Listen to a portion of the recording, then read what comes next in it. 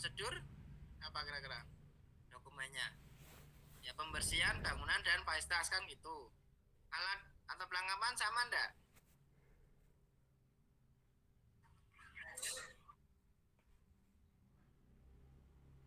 Ya sama ya. Jadi prosedur pembersihan peralatan dan perlengkapan. Ya. Kemudian bahan awal ya. Jadi ya prosedur bagaimana kita menerima bahan ya. Itu kan masuk ke situ ya. Mungkin perlu Prosedur dibersihkan wadahnya cuci ya. tangan, Wadah yang ketika kita prosedur terima bahan penggunaan APD. tersebut ya kan wadahnya mungkin kotor ya karena selama penyimpanan di produsennya atau distributornya ya kan seperti itu ya. Ya Irma ada yang mau disampaikan enggak? Ya Irma. Belum ada, Pak. Ya. Kemudian ya mengenai produk bagaimana ya sanitasi higiene ya bagaimana prosesnya ya itu bisa menjamin produk itu ya dalam kondisi bersih ya misalkan apa ya tentunya ya perlakuan terhadap ketika produk itu diproses ya. Misalkan ya seperti misalnya harus menggunakan sarung tangan misalnya ya ketika produk itu diproses atau ya mesinnya sendiri ya itu ya dilakukan pembersihan dulu terhadap produk yang sedang diproses ya. Itu bagian dari dokumen ya kaitannya dengan sanitasi dan higiene ini ya. Ya kemudian wadah juga sama ya artinya ya di sana ada prosedur mengenai pembersihan wadahnya ya seperti itu ya. Nah, kemudian rekamannya ya bisa beda-beda ya. Kalau personil ya itu bisa aja catatan pencucian APD ya. Kemudian catatan penggunaan APD ya, monitoring atau pengawasan penggunaan APD. Kalau bangunan fasilitas ya bisa forum ya pembersihan atau sanitasi bangunan fasilitas ya. Peralatan perlengkapan itu bisa masuk ke logbook ya. Itu. Kalau bahan awal ya itu bisa aja masuk ke monitoring dari penerimaan bahan ya. Ya itu dokumen yang dengan sanitasi higiene ya. Ada yang mau dibahas enggak? Bab 4.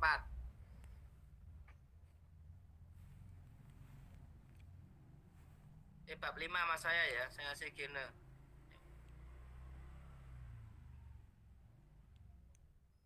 Ya, kalau tidak kita masuk ke produksi ya. Nah, produksi ini ada 2 ya. Silakan nanti bisa dibagi ya presentasinya supaya ya Muhammad Aksal sama Muhammad Sini bisa kebagian untuk presentasi mengenai produksi ya. Silakan siapa dulu? Pak, mohon izin ingin meminta bantuan Wiwin untuk share screen, Pak. Saya soalnya tidak bisa. Oh ya, ya nggak apa. Ya.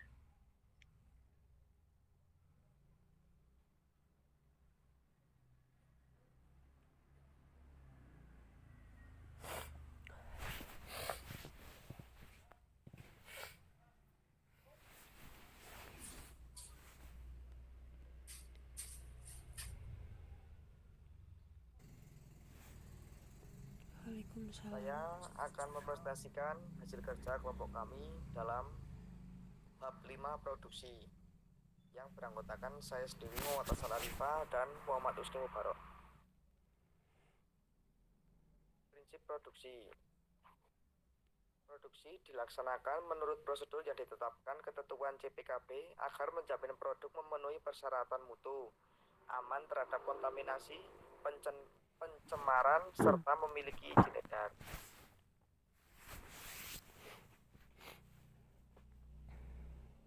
Yang selanjutnya, implementasi. Yang pertama, peralatan untuk memproduksi air dan sistem pengolahan air harus menghasilkan air yang bermutu. Selanjutnya, kualitas air secara kimia dan mikrobiologi yang menggunakan dalam produksi harus dimonitor secara berkala. Yang selanjutnya, nomor batch seharusnya dibuat spesifik dan tidak berulang pada produk yang sama untuk menghindari kesalahan atau kekeliruan. Yang selanjutnya, sistem penyimpanan maupun pendistribusian dirawat dengan baik. Yang selanjutnya, sampel bahan baku diperiksa secara fisik terhadap pemenuhan spesifikasi yang dinyatakan dulu sebelum digunakan.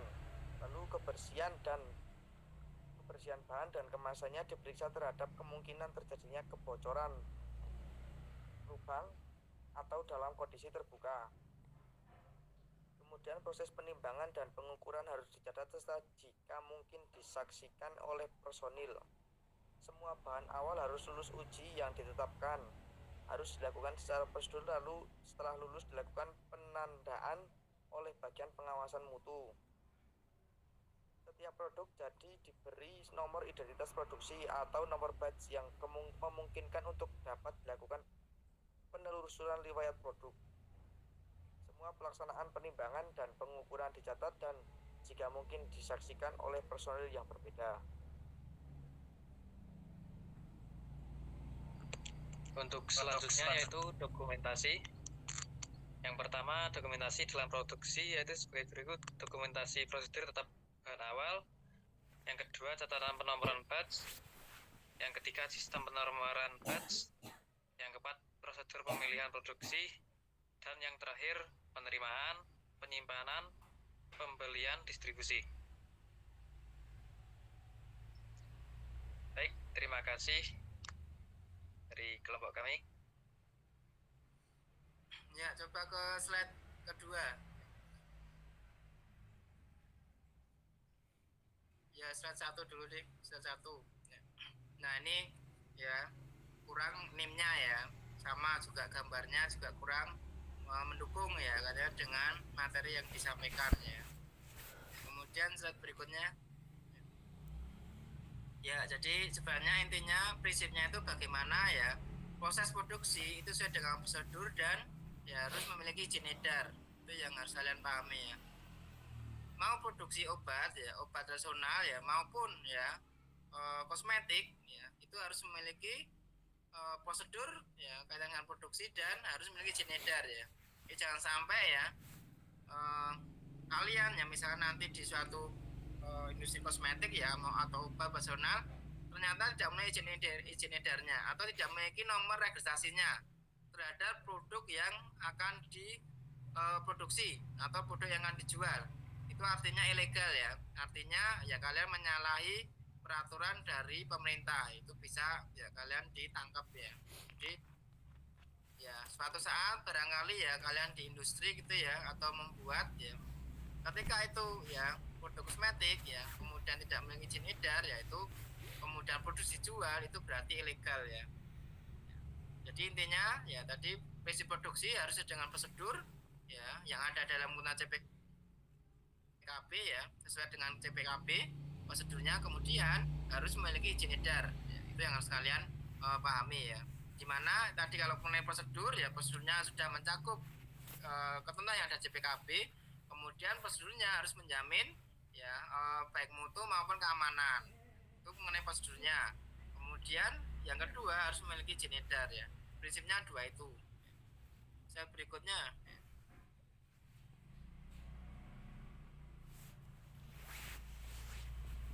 Ya, jadi banyak hal yang harus diimplementasikan mengenai produksi ya. Salah satunya mengenai air. Ini yang harus kalian pahami ya. Ini yang sebenarnya tidak ada di sini ya. Kalau air untuk sediaan kosmetik bayi ya. Kosmetik bayi kalau produknya itu ya sediaan cair ya. Kosmetik yang sediaan cair untuk bayi ya atau untuk sediaan yang sekitar mata itu airnya harus air murni atau purified water. Yang kalian pahami. Di luar itu ya kalau sediaannya cair ya kosmetik kan artinya semua untuk sediaan luar ya, sediaan topikal, sediaan untuk ya badan, kulit, rambut gitu ya, sekitar mata itu kan sediaan kosmetik ya, sediaan luar. Nah selain untuk sediaan bayi ya, atau sediaan sekitar mata, airnya ya standarnya adalah air minum. Ini yang harus kalian pahami ya.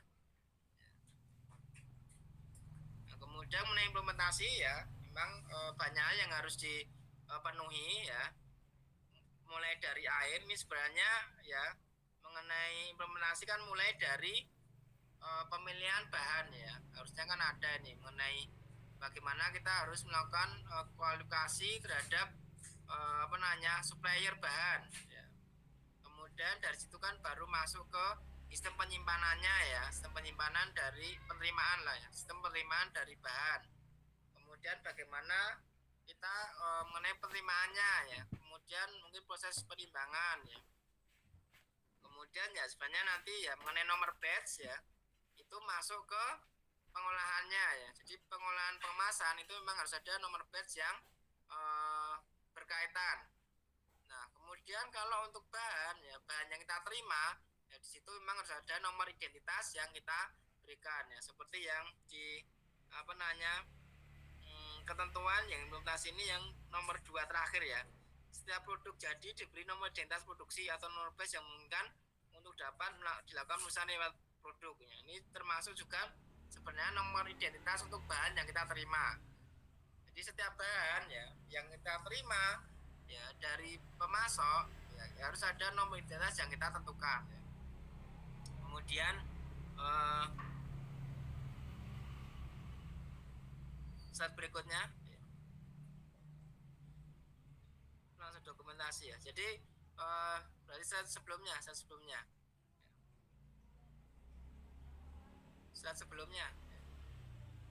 ya. Jadi mengenai produksi itu sebenarnya banyak hal yang harus dimutasikan ya. Jadi bagaimana kaitannya dengan kita memilih supplier ya, kemudian kaitannya bagaimana ya kita harus mengenai proses penerimaannya ya, kita harus mengecek dokumennya ya, dokumen dari suppliernya ya, mungkin CW-nya ya, kemudian mungkin jumlahnya ya dari orderannya ya, kemudian ketika kita ya terima ya, termasuk jumlahnya tadi ya, kemudian kondisi wadahnya kan seperti itu masih harus dilakukan ya, kita cek. Kemudian ketika kita simpan ya, bagaimana di sana harus ada labelnya ya, harus ada penyetokannya ya, kemudian juga mengenai pengendalian hamanya ya di gudangnya kan itu harus dilakukan ya.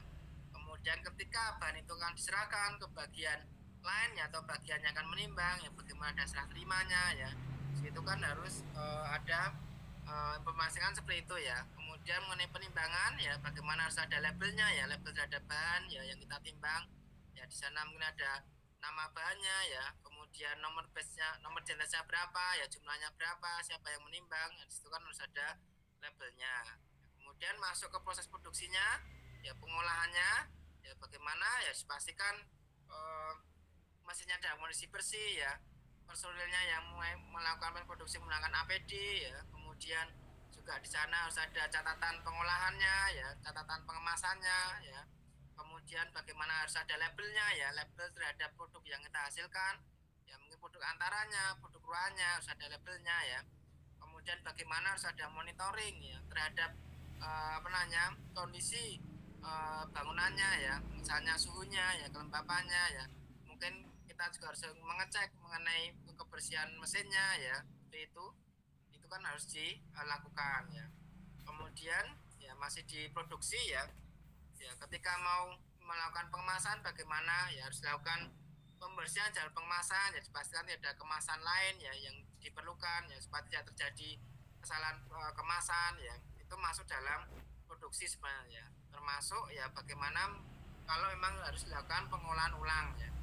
Jadi mengenai produk kan mungkin ada yang terjadi kegagalan ya, atau tidak bisa dikemas berikutnya ya, dia harus diproses ulang karena mungkin ada mutunya, ada spek yang mungkin ada yang tidak masuk ya. Di situ bagaimana ya kita harus proses pengolahan ulang, mungkin harus masih memenuhi persyaratan mutu, yaitu harus bisa dilakukan ya.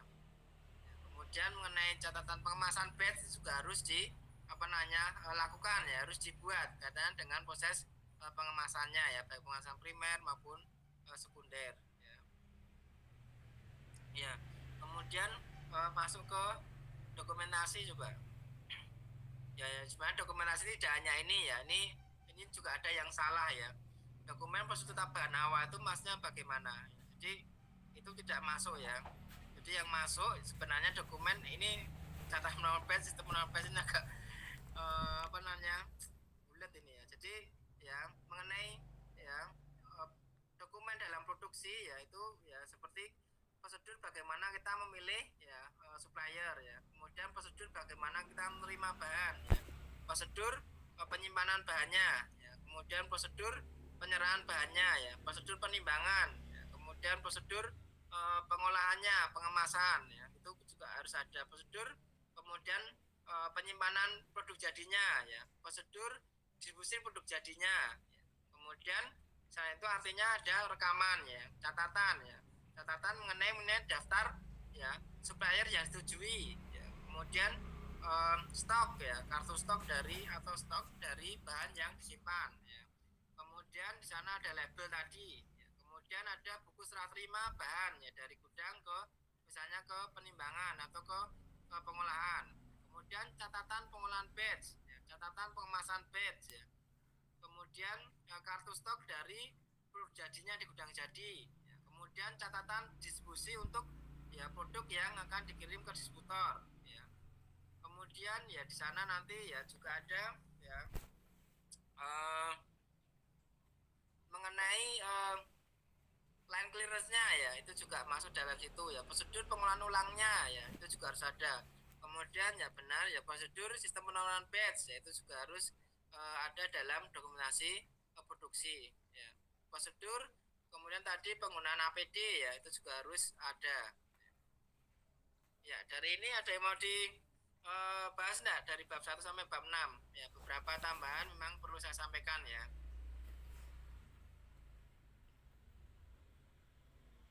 Silakan, ini masih ada waktu ya, sekitar 6 menit. Ya, ada yang mau disampaikan enggak? Muhammad Aksal? Itu untuk PPT kelompok saya apakah perlu diubah nggak Pak? Untuk Ya, sebaiknya iya ya. Tadi ini kan presentasi ya, kemudian kan saya sampaikan hal yang mungkin perlu ditambahkan ya. Mungkin tadi dari bab 1 ya sampai bab 6 kan ada hal-hal yang ya saya tambahkan ya. Jadi sebaiknya kalian tambahkan supaya apa? Ya, apa yang kita bahas hari ini ya, nanti kalian bisa masuk ke dalam PPT ya, sehingga ya apa yang saya sampaikan itu bisa kalian mengerti gitu. Kalau hanya kalian dengar seperti ini kemudian tidak kalian masukkan PPT ya bisa jadi nanti hilang ya. Ya, ada yang mau disampaikan? Pak. Siap, terima kasih. Ya. Ya, jadi memang ya kalian sebagai mahasiswa memang tugasnya seperti ini ya. Ya mungkin ada tugas ya, tugas seperti ini, mungkin presentasi ya, kemudian mungkin juga harus revisi. Ya, ini memang bagian dari ya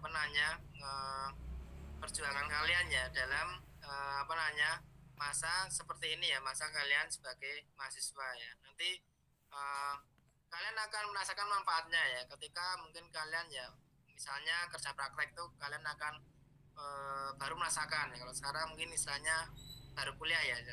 Salah satu hal yang perlu kalian lakukan ya adalah ya tadi ya, dari PPT ini yang kalian presentasikan ya, kemudian kalian simak apa yang saya sampaikan, kemudian ya dimasukkan ke dalam revisi PPT. Nah, itu yang saya kira kalian bisa maksimal ya, artinya kalian maksimal ya dalam proses pembelajaran ini. Yang lain ada yang sampaikan enggak? Silakan. Ini untuk pertemuan berikutnya ya insya Allah di tanggal 23 ya, artinya melanjutkan presentasi yang